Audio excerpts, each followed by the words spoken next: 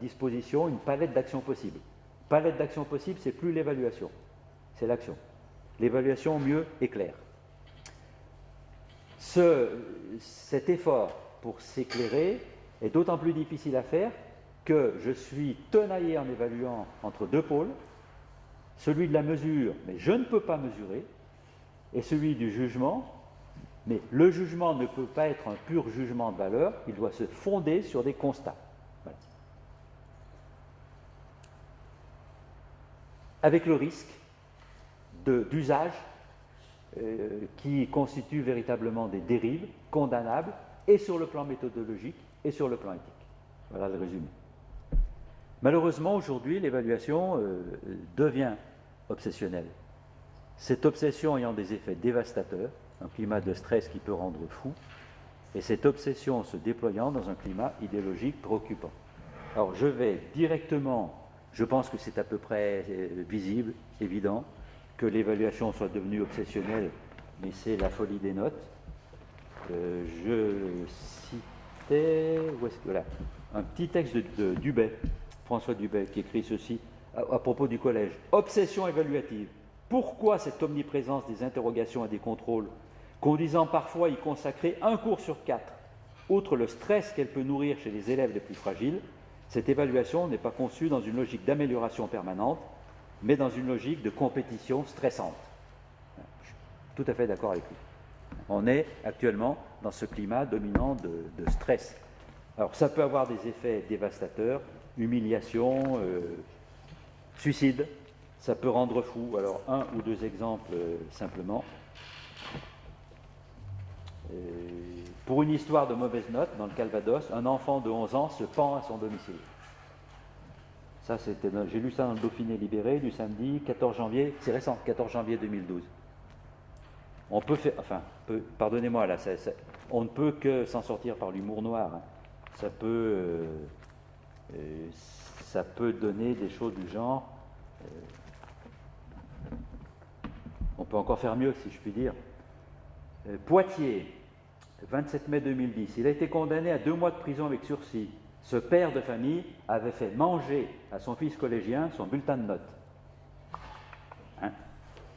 Plus grave, il l'avait également frappé, énervé par ses mauvais résultats. Ça se passe mieux depuis cette histoire-là, je ne l'ai plus frappé, a expliqué l'accusé devant la justice. Il devra payer 1 euro de dommages et intérêts à son fils. Non, mais il y a des choses, alors moi je collectionne ça, parce que l'évaluation peut rendre fou, et il faut échapper à la folie. Dans le climat obsessionnel aujourd'hui, j'avais mon exemple prototypique. Alors tous ceux qui trafiquent les notes, mais qui trafiquent ahurissant, les gens qui repassent le certificat d'études pour le fun, à 60 ou 70 ans, ils vont tricher. Ils vont tricher. Alors où est-ce qu'il est celui-ci qui triche? Une vingtaine d'adultes se sont amusés à passer le certificat d'études à Versailles dans l'Aude, c'est où je passe mes vacances, sous l'autorité d'un instituteur à la retraite. Si l'un d'eux a obtenu 17,5 de moyenne, un autre a coiffé le bonnet d'âne, il avait fraudé, dérobant les sujets d'examen au domicile de l'instituteur. Dernier exemple, mauvaise note, ça se passait en 2000 à Téhéran. Sama, une jeune iranienne de 10 ans, pourtant bonne élève, était revenue de l'école avec une note de seulement 16 sur 20. Seulement, son père n'a pas supporté et l'a battue à mort, après lui avoir lié les mains. Elle aurait pu se défendre, hein, il a eu raison, il a lié les mains, battu à mort. Il a été emprisonné. Donc, pardonnez-moi, mais je maintiens que l'évaluation peut rendre fou, surtout si elle se déploie dans un climat idéologique préoccupant. Alors, cette fièvre de l'évaluation a gagné l'école et l'université, en omniprésence des interrogations. On évalue dès l'école de maternelle. J'avais publié une tribune en novembre dernier dans Le Monde à propos de l'évaluation en maternelle. Je dis, mais le titre que j'avais donné, moi, c'était comme le texte que chante Ferrat, un poème d'Aragon, aimer à perdre la raison. Moi, je leur avais proposé évaluer à perdre la raison. On en arrive à évaluer à perdre la raison. Eux, ils ont retenu l'évaluation des enfants de 3 ans ne sert à rien. Si, ça peut être utile. Tout dépend de la fonction, tout dépend de la finalité. Tout dépend des conditions dans lesquelles on le fait. Voilà.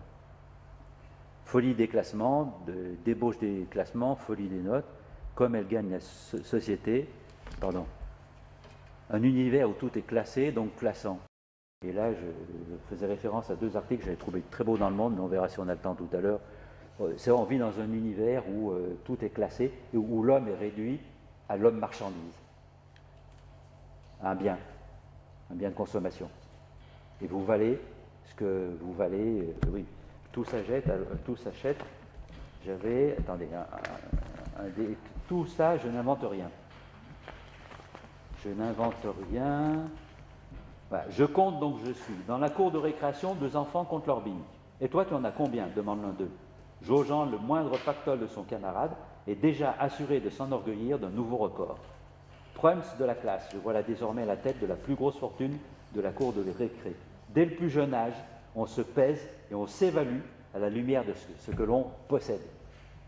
C'est le triomphe de l'avoir et l'oubli de l'être. Tout s'achète. Mon fils écoutait ça quand il était ado. L'argent, tout s'achète et tout se vend. Je ne connais pas bien l'air là, mais c'était téléphone. Voilà. Tout s'achète, même les bonnes notes. Dans un collège du 16e arrondissement de Paris, alors j'ai les articles, là c'est Le Monde, 29 décembre 2011. Un compte-rendu de visite de musée qui a obtenu un 18 sur 20 se monnaie 3 €. Pas très cher pour la paix des familles. L'acheteur est en classe de 5e, collectionne les mauvaises notes et n'a pas d'aide de ses parents. Le vendeur, lui, est en 4e, avait réalisé la même visite un an plus tôt, et son compte rendu d'une 15aine de pages, très bien présenté et illustré, l'avait mobilisé avec sa mère tout un dimanche après-midi. L'enseignant n'a vu que du feu à ce petit trafic, mais n'a attribué que 15 sur 20 à cette fausse nouvelle copie. L'élève n'a pas compris cette différence de notation. Sa réputation de mauvais élève l'aurait-elle desservi? Il y a du jugement social même dans toute évaluation, dans toute notation. Voilà.